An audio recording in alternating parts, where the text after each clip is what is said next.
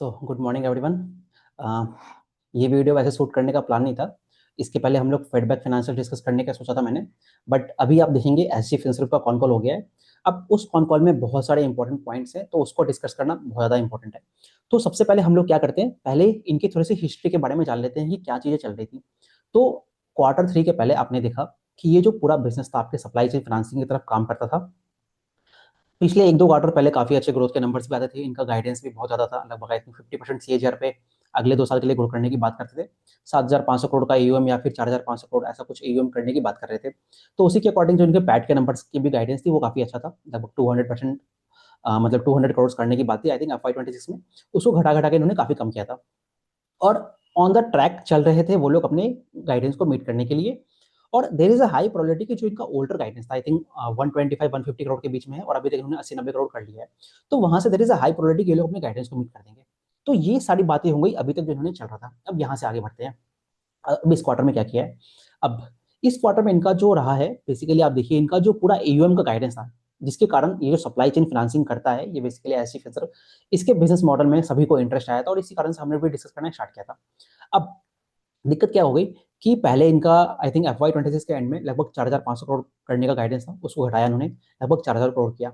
अब आप देखिए जो इस पूरा बिजनेस में जो इनका गाइडेंस है by the end of FY30, मतलब अपकमिंग 4 या 5 साल के लिए, इन्होंने अपने गाइडेंस को आप देखेंगे लगभग 50% सीएजीआर पे घटा के ड्रास्टिकली लगभग 20% सीएजीआर कर दिया है। अब वहीं पे जब आप पैट को देखते हो तो पैट पे इनका जो गाइडेंस है वो लगभग 30% सीएजीआर पे है। पीपीटी से देख लेते हैं हम लोग। सो अगर आप देखेंगे तो हम लोग देखते हैं यहाँ पे। अगर मैं आपको नंबर्स बताऊं तो ये रहा। तो यहाँ पे आप देखिए इनका जो बेसिकली पैट का गाइडेंस है लगभग 30% सीएजीआर हो गया। अब जो इनका गाइडेंस है ठीक है, इनका फर्स्ट ऑफ ऑल बिजनेस के पॉइंट ऑफ व्यू से आप देखेंगे कि जो ग्रोथ इन्वेस्टर्स होते हैं उनके लिए this is a bad news. अब वहीं पे अगर मैं इनका देखूं, दूसरा चीज क्या है, आप देखिए by the end of FY26 इनका जो गाइडेंस है, अभी भी ये लोग लगभग 4,000 करोड़ करने की बात करते हैं। तो जब आप उस नंबर्स को देखोगे ना, when you are comparing with the last financial year, तो आपको लगेगा लगभग 30-40% के सीएजीआर पे, मतलब 30% पे ग्रो करता है इनका यूएम। बट इशू वहां पे नहीं होता है। इशू इसलिए होता है कि जब आप किसी बिजनेस को देखते हो ना, आप 4 या 5 साल का होराइजन देखिए, तो एक बिजनेस जो है जब अगर वो 20% सीएजीआर पे गाइडेंस देता है, तो हर साल उसका एयूएम एक फिक्स्ड नंबर्स पे नहीं ग्रो करेगा। मतलब कहने का मतलब है, मान लीजिए एक साल आपका 600 करोड़ पे ग्रो करेगा, फिर 800 करेगा, फिर आपका 1000 करेगा, फिर 1200 करेगा। क्यों? क्योंकि आपका बेस बड़ा होते जाएगा। अब ऐसी फिनसर्व ने क्या किया, जब अपना गाइडेंस दिया है तो हर साल इन्होंने रखा है कि हम लोग लगभग 1000 करोड़ के आसपास अपना एयूएम हर ईयरली इंक्रीज करेंगे। तो that is a linear number. But जो आपका ओवरऑल जो एयूएम होगा वो तो लीनियर होगा नहीं। तो कहने का मतलब क्या है, on this present base year on year इनका जो ग्रोथ का नंबर है वो कम होते जाएगा। तो वो चीज and same is also applicable आपके पैट के नंबर्स पे भी। तो ये तो इनके गाइडेंस के बारे में हो गया। अब देखिए, अब ये गाइडेंस चेंज करने का कारण क्या था। तो हमने देखा कि जब आप ऐसी फिनसर को देखते हो ना, सिंस ये लोग सप्लाई चेन फाइनेंसिंग करते हैं, तो वहां पे जो आपके एयूएम होते हैं बहुत ही शॉर्ट टर्म के होते हैं, तुरंत आपका जाएगा। तो बेसिकली तो एयूएम आपके बहुत कम समय के लिए होते हैं। तो एक आप उसको उसका रिजल्ट दिखता है कि जब मान लीजिए किसी इकोनॉमी में थोड़ा सा इश्यूज आते हैं, तो उसके कारण जो आपका एयूएम मिक्स होता है, सिंस वो लॉन्ग टर्म के नहीं है, बहुत जल्दी आपके कम हो सकते हैं। इसका अगेन रिप्रेजेंटेशन होता है जब आप इस बिजनेस को देखते हो ना, तो आपको दिखेगा कि जो इनका डिस्बर्समेंट नंबर है, ओवरऑल डिस्बर्समेंट है लगभग आई थिंक 50,000 करोड़ के ऊपर का है। But you when you will look at the net average AUM ना, वो आई थिंक 2500 3,000 करोड़ ऐसे होंगे। तो कहने का मतलब है कि डिस्बर्समेंट काफी ज्यादा होता है। तो वो सारे फैक्टर इन रहते हैं जब इनके गाइडेंस इन्होंने रिड्यूस किया है। दूसरा मेजर इंपॉर्टेंट कारण क्या है, आप देखिए आपने देखा कि लास्ट फाइनेंशियल ईयर में आरबीआई से इनको रेगुलेशन लग गया था। तो इसी कारण इनको अपने एयूएम को काफी ड्रास्टिकली कम करना पड़ गया था। कितना अमाउंट कम करना पड़ा था, तो लगभग इनका एयूएम घटा दिया था इन्होंने। 2,000 से लगभग 1,200 करोड़ के बीच में एयूएम करना पड़ गया था। तो उससे क्या हुआ, आप देखिए इनको अपने जितने भी पैसे अपने बैंकों को वापस करना पड़ गया। तो बेसिकली बिजनेस काफी महीने के लिए बंद हो गया था बेसिकली एक तरह से। तो वहां से इनका एयूएम ग्रो नहीं किया। दूसरा आप देखिए अभी इसके बाद क्या हुआ, कई सारे जो इनके पूरी मैनेजमेंट थी उन्होंने छोड़ दिया कंपनी को। तो उसी कारण फ्रेश मैनेजमेंट आई। और जब फ्रेश मैनेजमेंट आती है तो एक तरह से बेसिकली आप देखते हो ना, जैसे अभी अपने इटर्नल में देखा, तो वहाँ पे कितना ग्रेजुअल आपका बिजनेस में मैनेजमेंट का चेंज होता है। तो that is a positive thing. इनके केस में क्या हुआ, जो मैनेजमेंट का चेंज है वो पॉजिटिव नहीं था। तो एक तरह से आप समझ लीजिए कि नया बिजनेस में नया मैनेजमेंट आता है। अब उनकी जो फिलोसफी होती है वो डिफरेंट होती है when you are comparing with the older management. अब इसका रिजल्ट आप देखिए, इनका तो देखिए अभी जो बिजनेस बिजनेस मॉडल था, तो लगभग आपका 70% ये लोग सप्लाई चेन फाइनेंसिंग करते थे और 30% आपके लोन अगेंस्ट प्रॉपर्टी या बिजनेस लोन्स हो गया। मतलब in the same ecosystem but non supply chain financing, मतलब उन्हीं डीलर डिस्ट्रीब्यूटर्स वेंडर्स के लिए लोन अगेंस्ट प्रॉपर्टी देना या फिर बिजनेस लोन देना। तो उस तरह का इनका बिजनेस मॉडल था। अब क्या हुआ है, इन्होंने अपने बिजनेस को एक तरह से चेंज किया है। Maybe they have realised also कि मतलब इनमें एनपीएस आने के चांसेस हैं, जितना वो लोग डाइवर्सिफाई करने की कोशिश करेंगे। तो इसी में हम लोग एक एक करके बात करते हैं क्या क्या इन्होंने नए नए बिजनेस के बारे में बोला है।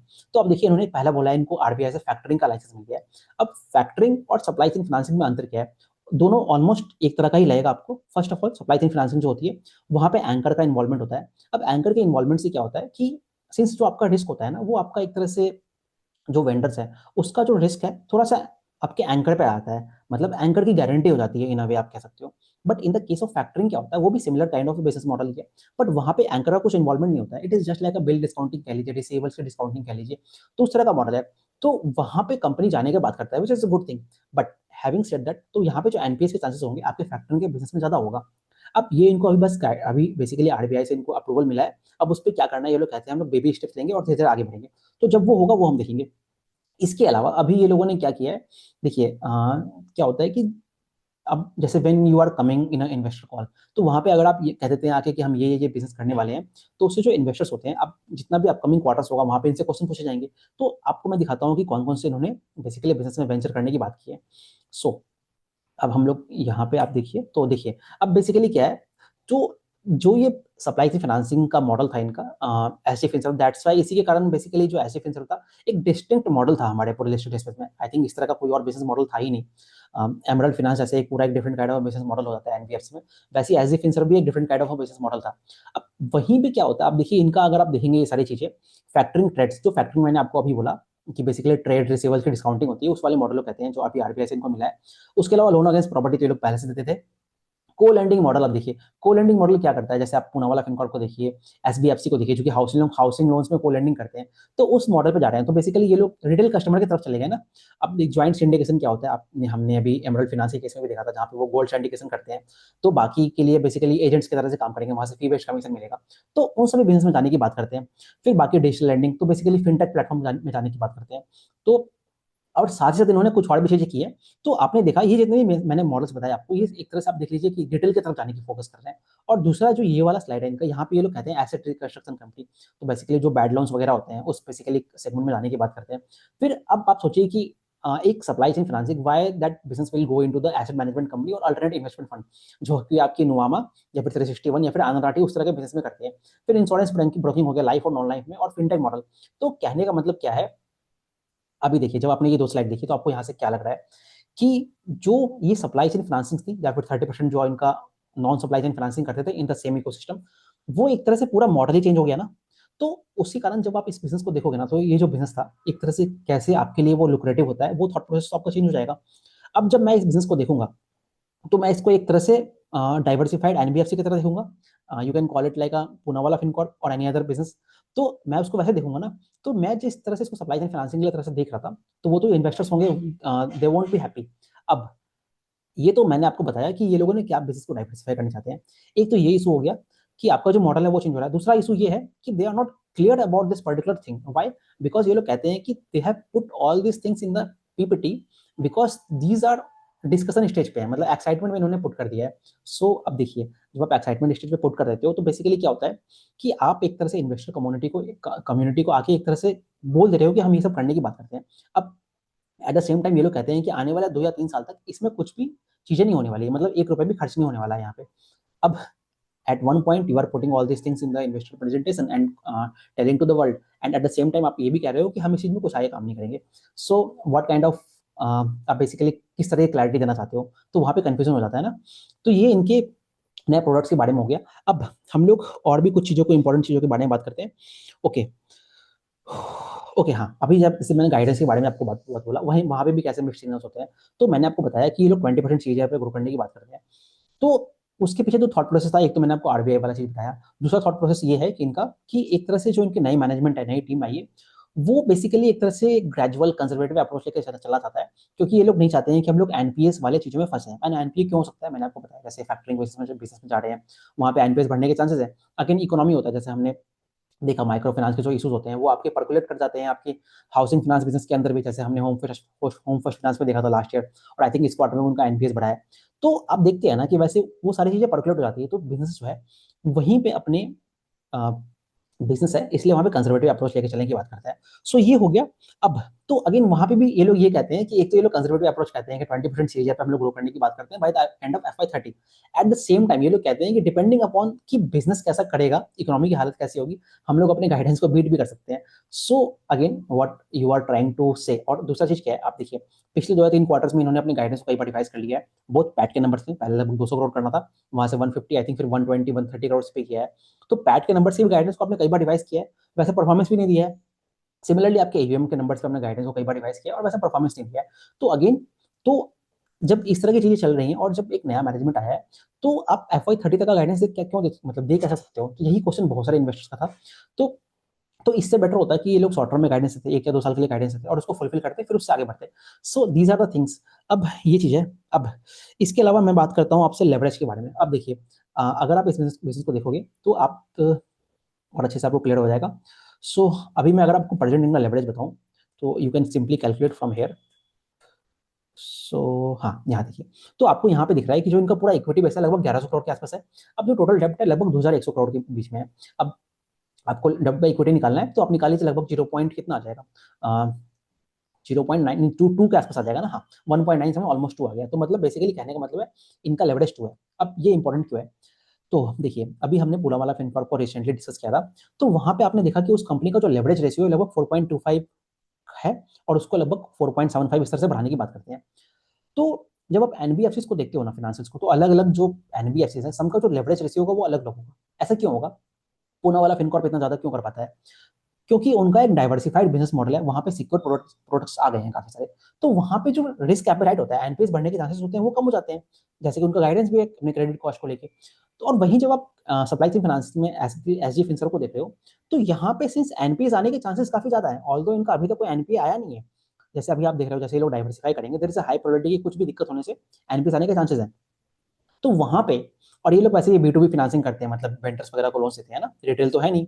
तो उस चीजों के कारण ये लोग जो अपना लेवरेज रेशियो है उसको टू, अभी जैसे हमने देखा लगभग 2 के आसपास इनका लेवरेज है, उसको बढ़ा के 2.5 3x के ऊपर नहीं करना चाहते हैं। तो अब देखिए, जब मैं ऐसी फिनसर को देख रहा हूँ, तो आपको दिखेगा कि इनकी जो पूरी बैलेंस शीट है, जैसे मैंने अभी आपको दिखाया कि डेप्ट इनका लगभग आई थिंक 3000 करोड़ के आसपास था, 2 या 3000 करोड़ के बीच में डेप्ट है। तो वहां से आपको ये लग सकता है कि ये लोग ओवर, बेसिकली इक्विटी, इनके पूरे बैलेंस शीट में बहुत ज्यादा इक्विटी है, बट एक्चुअली में वो नहीं है। उसके बेस पे जितना ये लोग डेप्ट ले सकते हैं, जैसे ये लोग कहते हैं कि लगभग डेप्ट लेने की पूरी क्षमता है इनके, लगभग 5000 करोड़ से ऊपर का डेप्ट लेंगे नहीं। तो कहने का मतलब क्या है कि बिजनेस जो देखा जाए तो इनके बैलेंस शीट में इतना ज्यादा मतलब जो अमाउंट है, आपको लग सकता है कि अमाउंट काफी ज्यादा है, बट इन रियलिटी वो नहीं है। बिकॉज वो अपने बैलेंस शीट में लेवरेज को तो बढ़ाने की बात करती ही नहीं है।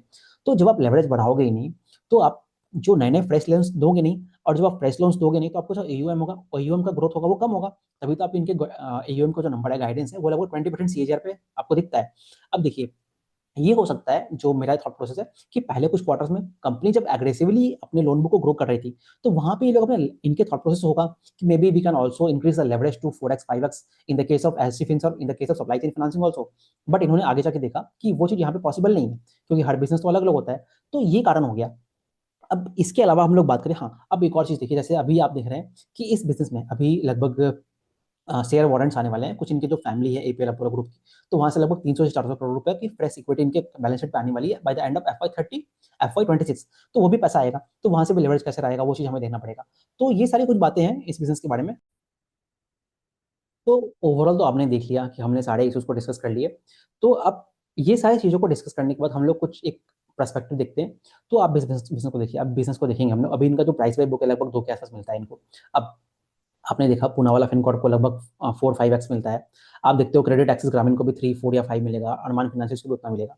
तो अब देखिए क्या होता है कि एक जैसा एक किसी एनालिस्ट ने एक लाइन बोला था कि जो मार्केट है वो रिवॉर्ड करता है मोनोलिथ मॉडल्स को ज्यादा एज कम्पेयर टू एक डाइवर्सिफाइड मॉडल को। तो अब देखिए, अभी जैसे पूनावाला फिनकॉर्प था, इसकी जो भी स्ट्रेटेजी थी, मतलब जिस भी कारण इनका एडवांटेज दिख रहा था और इन्वेस्टर कम्युनिटी का इंटरेस्ट दिख रहा था, वो पूरा दिख रहा था कि सप्लाई चेन फाइनेंसिंग में ऐसी कोई कंपनी है नहीं। तो देवर लाइक अ मोनोपोली बिजनेस हो जाते हैं पूरे फाइनेंशियल सेक्टर के बीच में। अब इनका जो पूरा स्ट्रेटेजी, एक तो आप गाइडेंस को हरा दिया आपने, आपकी जो क्लैरिटी नहीं है, आप लोग किस तरह के बिजनेस में आगे बढ़ना चाहते हो, आप जो नाम लेते हो उसमें कहते हो कि आने वाला 2 या 3 क्वार्टर्स में हम लोग कुछ काम नहीं करेंगे उसके ऊपर, then why you are putting in the investor presentation call. फिर इसके बाद अभी कैसे बिजनेस आगे बढ़ेगा, पूरे बिजनेस को डाइवर्सिफाई कर रहे हैं, लेवरेज के बारे में भी कुछ अभी क्लैरिटी नहीं है। अब जैसे मान लीजिए, जैसे लेवरेज के बारे में क्लैरिटी क्यों नहीं है अभी, जैसे इन्होंने ये लोग कह रहे हैं कि हम लोग नए नए बिजनेस को लाएंगे, जैसे कि ये लोग फिनटेक मॉडल की तरफ जाने की बात करते हैं, तो वहाँ पे रिस्क कम है, तो वहाँ पे तो आप ज़्यादा लोन्स दे सकते हो। But again they are saying कि हम लोग लेवरेज को अप टू 2.5x की तरफ रखने की बात करते हैं। बिकॉज अगेन वो चीज़ है कि ये लोग, इनका जो पूरा मॉडल है उसको ऑलमोस्ट सप्लाई साइड फाइनेंसिंग की तरफ रखने की बात करते हैं। सो ये सारी चीज़ों के बीच में ये पूरा बिजनेस अभी ग्रो कर रहा है। तो देखा जाएगा तो नंबर्स किसी भी हाल में अच्छे नहीं है। पूरी जो इनकी गाइडेंस थी, जो थॉट प्रोसेस था इन्वेस्टर कम्युनिटी का, उसको एक तरह से हर्ट किया है। तो इस तरह से मॉडल है। बट अगेन आप जब इस तरह से एसएससी फिनसर्व को देखते हो ना, आपको एक तरह से आपको आइडिया लगता है कि जब एक नया कंपनी मार्केट में लिस्ट होता है, तो आप देख सकते हो कि बहुत सारे बिजनेस होते हैं, स्टार्टिंग में बहुत अच्छे अच्छे नंबर्स की बारे में बात करते हैं। यहीं पे एग्जांपल ले लेते हैं हम लोग ईपैक प्रीफैब का। तो उसमें भी आपने देखा कि रिजल्ट्स में क्या इश्यूज आ गए। तो आप देखते हो, इसलिए आप जब एक बिजनेस को देखते हो ना, एक नया जब बिजनेस मार्केट में लिस्ट होता है, तो you have to see the business, let the management perform for few quarters, और उसके बेसिस पे आपको जज करना चाहिए और अपने थॉट प्रोसेस को बिल्ड करना चाहिए। तो एस जी फिनसर्व है, एक आपको एक अच्छा एग्जाम्पल देता है कि कैसे इस बिजनेस को आगे देखना है। और हम लोग बाकी फीडबैक फाइनेंशियल को भी डिस्कस करेंगे। वो आपके डाउट्स क्लियर हो गए होंगे। Thank you very much.